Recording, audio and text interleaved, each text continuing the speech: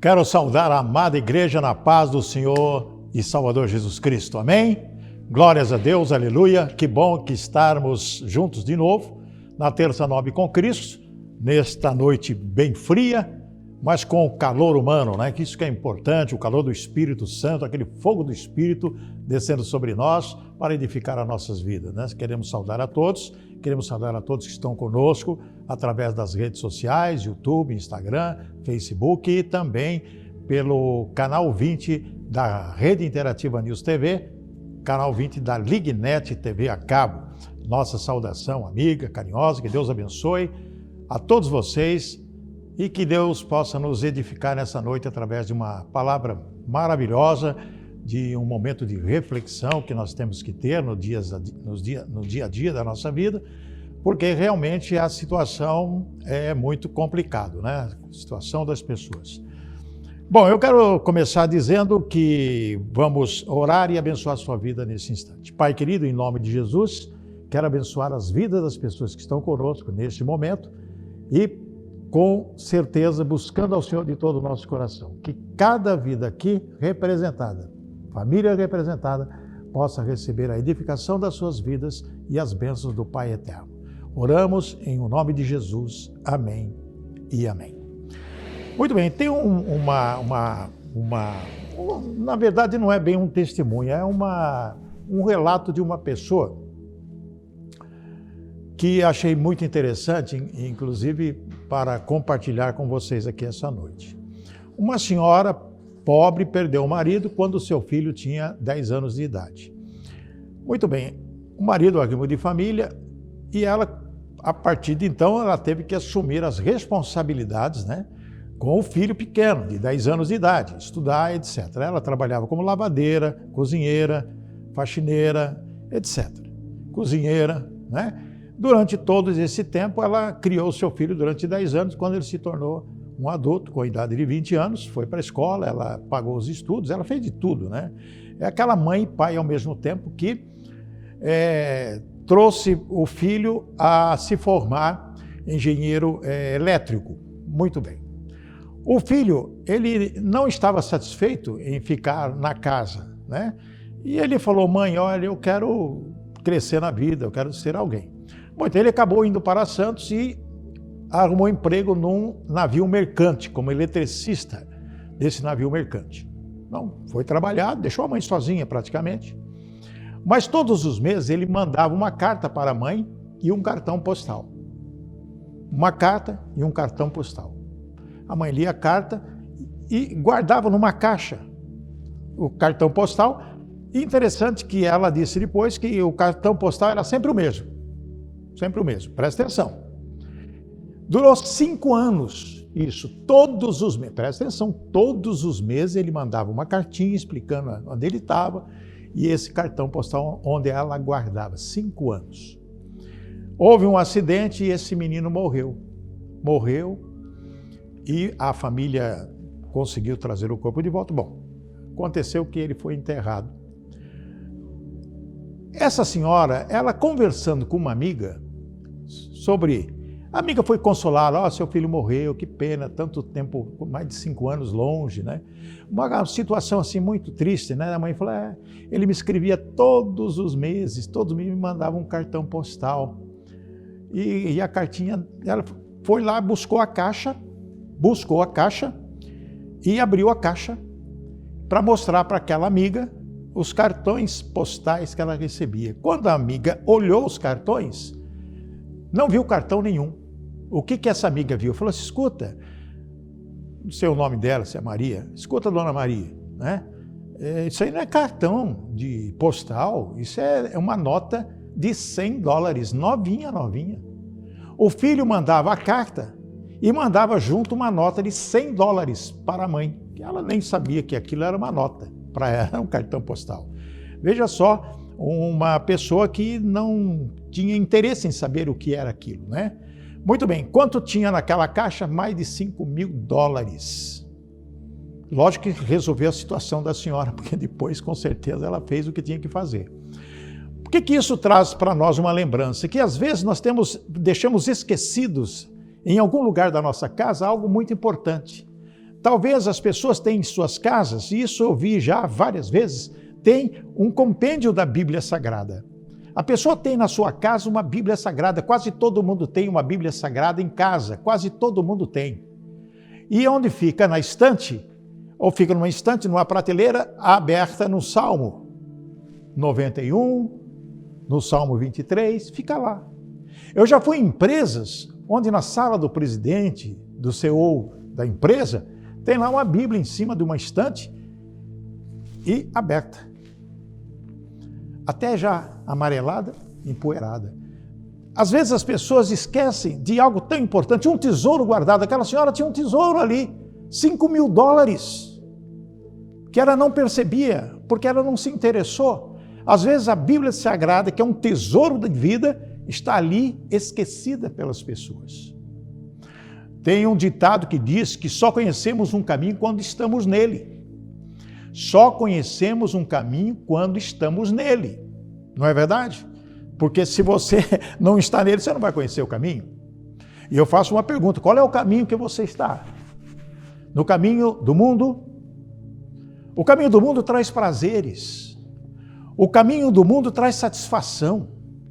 O caminho do mundo traz alegria. O caminho do mundo traz possivelmente benefícios, né? E prazeres do mundo, as coisas que você sonha, que você quer, que você deseja. É nesse caminho. É esse caminho que você está? Ou o caminho que Jesus nos ensina? Eu sou o caminho, a verdade e a vida. Eu sou o caminho, a verdade e a vida. O caminho de Jesus Cristo é onde tem aflições, onde tem possivelmente problemas, tribulações, onde tem obstáculos. Mas nós temos que entender algo muito importante na nossa vida. O nosso tema, o tema que nós vamos falar hoje é sobre no Vale da Sombra. Como sair ileso. Como sair ileso do Vale da Sombra. Alguma pessoa pensa assim: meu Deus, vamos pensar e raciocinar o porquê Davi falou isso no Salmo 23, o versículo 4. Ainda que eu ande pelo vale da sombra da morte, é sombra da morte. Presta atenção, não é vale da sombra e da morte, não, sombra da morte. Não temerei mal algum, porque tu estás comigo. O teu bordão e o teu cajado me consolam. Teu bordão e meu cajado me consolam. Maravilha, maravilha. Vamos falar sobre isso. O que é sombra? Como que nós podemos entender sombra? Sombra da morte. Olha que coisa estranha, interessante, que nós temos que pensar e refletir sobre: será que eu estou no vale da sombra da morte? Será que todos esses problemas que eu tenho passado, essas necessidades que eu tenho passado, essas aflições que eu tenho passado, esse desespero que eu tenho passado, essa mágoa, essa ansiedade, essa angústia que eu tenho passado, será que eu estou no vale da sombra da morte? O que é sombra? É espaço menos iluminado sobre o qual não incide luz acesa. Não tem nada aceso. É como se fosse uma escuridão. A sombra é como se fosse uma escuridão. Sombra da morte. Muitas pessoas hoje na escuridão, sombrias, infelizes, sem rumo, deprimidas. Não é verdade? Você está desse jeito? Conhece alguém que está nessa situação? Na sombra da morte? O que é vale? Os vales significam partes baixas da terra, uma depressão no solo, não é verdade? Então, espiritualmente falando, né, representam nossas depressões, dores, enfermidades, conflitos, provações que podem ser chamadas de as horas baixas da vida. Provações, é o vale, é a depressão lá embaixo. Depressão, por isso tem esse nome, depressão. Quando você está para baixo. Vale, tudo isso, quando está para baixo, sombra da morte. Pessoas que não sabem, na verdade, elas podem dizer assim: estou sem chão. Aconteceu algo que me deixou sem chão. estou em algo que... Eu estou num momento em que hoje eu não sei para que lado eu vou correr, o que eu vou fazer da minha vida. Que a pessoa está num beco sem saída, né? Está praticamente numa muralha, onde não tem como fazer para passar por ela, transpô-la, né? Como sair ileso dessas situações? Como você se livrar dessas situações? O mundo está passando por tribulações, medos, apreensões, ninguém duvida disso. Todos os dias há notícias de novas doenças, novos vírus, novos males, novas guerras. Há insegurança jurídica, insegurança social, insegurança espiritual, que as pessoas perguntam até, será que existe realmente Deus? Deus me abandonou? Onde está Deus? As pessoas se esquecem de orar. As pessoas se esquecem de buscar. A impressão que se tem é de que não há mais paz no mundo. Presta atenção. Quando você vê os noticiários de televisão, você fica apavorado ou não fica? Quando você vê tudo o que está acontecendo no mundo, não só no Brasil, como no mundo inteiro. Situações, guerras, Covid, doenças, guerras, terremotos, tempestades, temporais. Nós tivemos aqui em Campo Grande, no final de semana, uma tempestade. Sim ou não? Tivemos a tempestade, todo mundo ficou com medo, não ficou? Vento forte, mais de 500 mil raios caíram sobre Mato Grosso do Sul. Gente, presta atenção.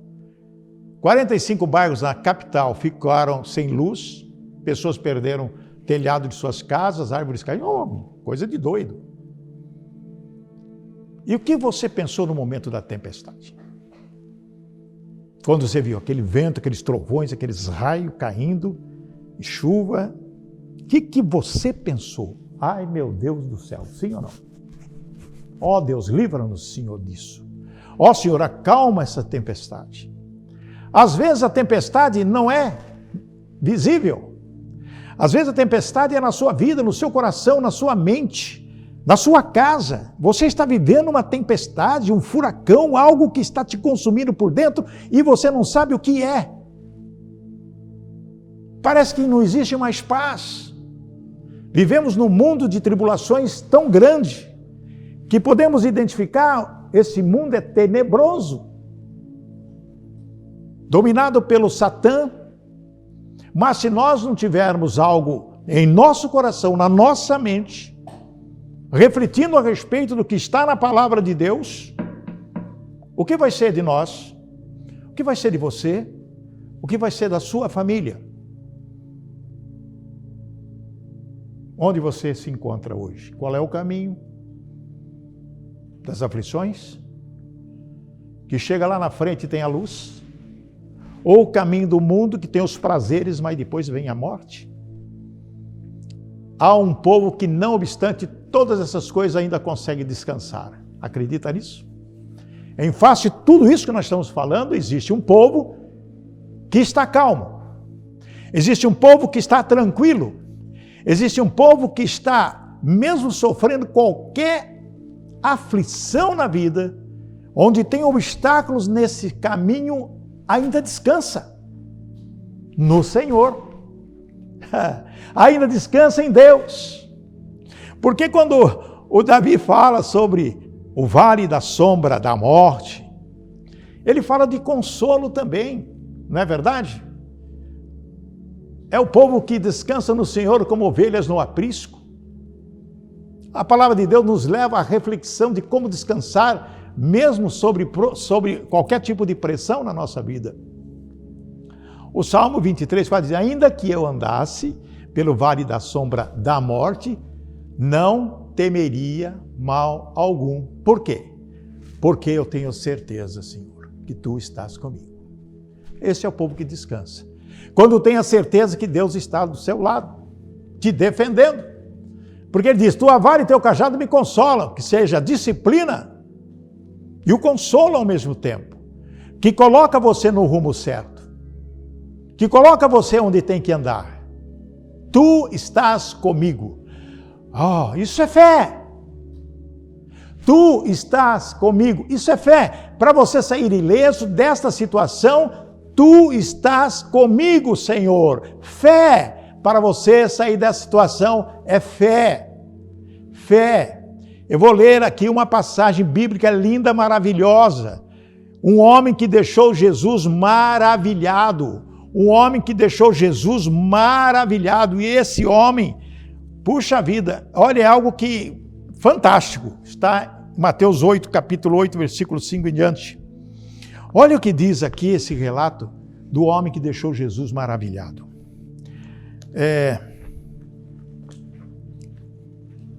Tendo Jesus entrado em Cafarnaum, apresentou-lhe um centurião implorando, centurião romano, um oficial romano, implorando: Senhor, o meu criado jaz em casa de cama, paralítico, presta atenção, jaz em casa de cama, paralítico, sofrendo horrivelmente. Além de estar doente, o homem era paralítico, criado desse centurião. Senhor, Jesus lhe disse: eu irei curá-lo.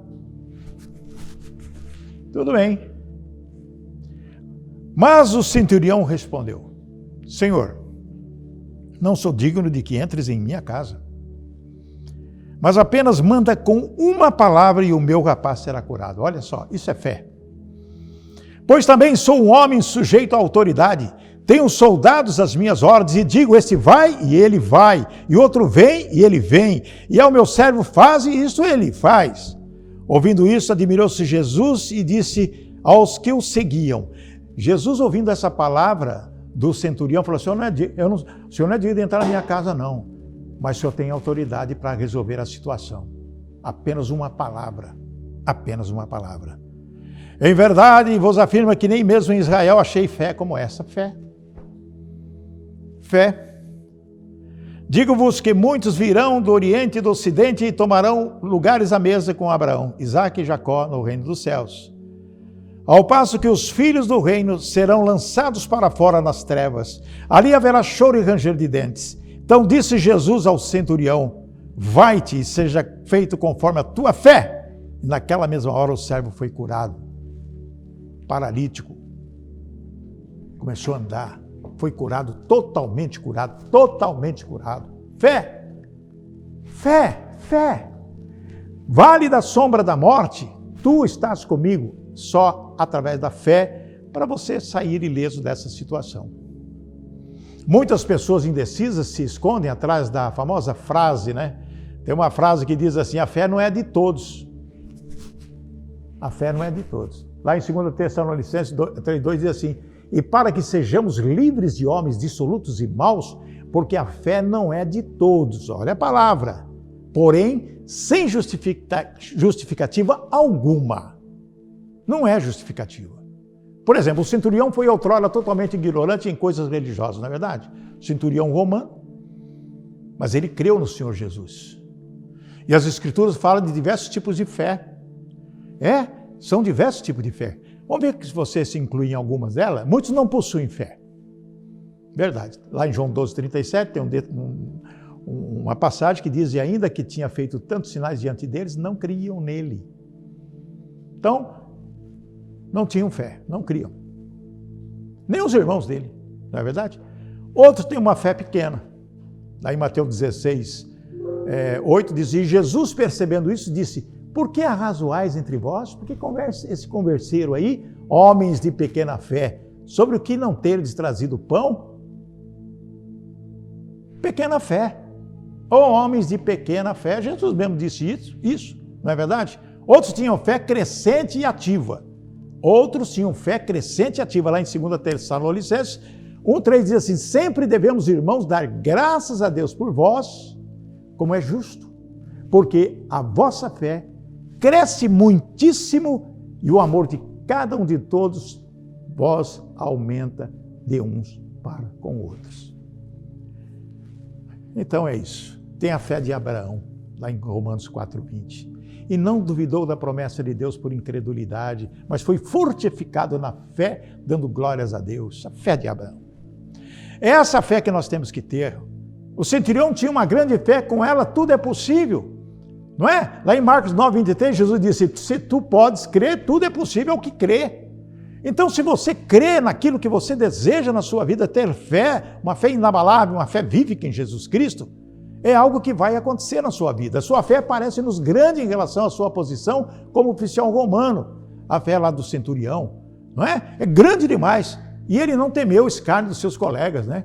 Os outros romanos ao correr atrás de um judeu. Ele não pensou que efeito iria dar lá nos romanos, etc. Não pensou nada disso. Ele foi grande em relação à sua posição como oficial romano. Você tem que ser grande também, em posição. Não ligar para o que as pessoas ficam falando. Ficam, mas você não sei o quê, sei o quê. Nada disso. Nada disso. A sua fé também foi grande em relação à circunstância do momento. Como você tem que ter fé. O centurião foi a Jesus por causa de um escravo. Portanto, também era grande em humildade e misericórdia. Grande foi a sua fé, pois ele esperou o milagre do Senhor para seu escravo.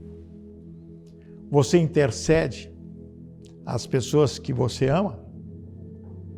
Você se preocupa em oferecer à pessoa com quem você se associa um momento de prazer, de amparo, de conforto espiritual, social, conforto econômico?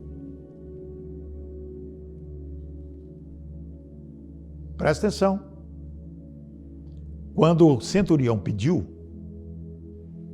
manda apenas uma palavra. Não precisa ir na minha casa. Fala. Manda apenas uma palavra. E eu creio que vai ser curado, aonde ele estiver. Jesus é o mesmo ontem, hoje e será eternamente. A qualquer momento do dia e da noite, chovendo ou não chovendo, com sol, com estrelas, com lua, sem lua, quando você solicita a Deus, a Jesus, essa é a situação que eu estou vivendo. Manda uma palavra a Jesus e será resolvido o caso do meu filho, da minha filha, do meu esposo, da minha esposa, do meu amigo, do meu colega. E o meu caso também incluo para que o Senhor possa nos ajudar a resolvê-lo. O Salmo 107, capítulo 20 diz, enviou a sua palavra e os sarou e os livrou de sua destruição. Deus faz isso. A fé do centurião foi grande em relação ao resultado. O milagre. O milagre aconteceu. Lá em Mateus 8,13 diz, então disse Jesus ao centurião, vai, e como crês te seja feito. E naquela mesma hora, o que aconteceu? Seu criado sarou. Então, amados, na medida que cremos, fazemos experiências com o Senhor. Quando cremos, Senhor, eu creio. Como você se sente agora depois dessa palavra que nós falamos? No vale da sombra e da morte? Que sombra que você está? Nenhuma. Glórias a Deus. Que vale? Nenhum. Glórias a Deus. Que morte? Não existe. Só vida. Sair ileso de tudo isso? Fé. Nada mais que isso. Fé. Hebreus 11:1 diz, ora, a fé, o que é? É o firme fundamento das coisas que se esperam e a prova das coisas que não se veem. Isso é fé. Eu creio. Eu tomo posse. Eu determino vitória na minha vida, sucesso na minha vida, saúde, paz, prosperidade, tudo. Eu tomo posse. Porque a palavra diz lá em Hebreus 11:6, a hora sem fé é impossível agradar-lhe. Porque é necessário que aquele que se aproxima de Deus creia que Ele existe e que é galardoador dos que o buscam. Sem fé é impossível agradar a Deus. E Ele oferece a recompensa. E essa recompensa que nós precisamos ter na nossa vida, crê nisso. Se você não crê nisso, você não vai a lugar nenhum. Qual é o caminho que você está? Dos prazeres, do mundo, dessas coisas terríveis que estão acontecendo, que às vezes você, em momentos, sente prazer, alegria, satisfação, ou o caminho de Cristo Jesus, que tem as aflições. Você passa por vale de sombra da morte, mas sai ileso, porque você tem fé vívica em Jesus Cristo para ser todos os casos que existem resolvidos na tua vida. Amém, igreja? Amém? Glória a Deus, aleluia. Vamos orar e agradecer e abençoar a sua vida. Pai querido, em nome de Jesus, quero dar graças ao Senhor por esse momento tão importante que aqui estamos, nessa noite fria, mas com o calor humano e o calor do Espírito Santo para edificar as nossas vidas. Pai, em nome de Jesus, manda uma palavra apenas que essa pessoa que está conosco nessa noite será curada de qualquer mal da cabeça à planta dos pés. Ó Senhor, manda uma palavra que essa pessoa que está com dificuldade financeira terá seus problemas todos resolvidos. Ó Pai, manda uma palavra, a pessoa que precisa de uma oportunidade de emprego vai receber em nome de Jesus, porque nós cremos e temos fé no Senhor, e é através dessa fé que nós vamos orar e agradecer ao Senhor por mais essa noite. Com a graça e o poder do Espírito Santo que nos abençoe, que possamos ter uma semana radiosa e maravilhosa. Oramos agradecidos e estamos em o nome de Jesus. Amém e amém. Muito obrigado a todos vocês. Que Deus abençoe. Vocês podem ir com toda a tranquilidade, cuidar do espaço que Deus oferece na vida de vocês. E vocês que estão em casa, uma boa noite de sono reparador, um dia que amanheça amanhã com alegria, com paz e verdadeira satisfação para todos. Que o Senhor te abençoe e te guarde, que o Senhor faça resplandecer o seu rosto sobre ti, que o Senhor tenha misericórdia de ti, que o Senhor sobre ti levante o seu rosto e te dê a paz. Uma boa noite, Deus abençoe e até a próxima semana.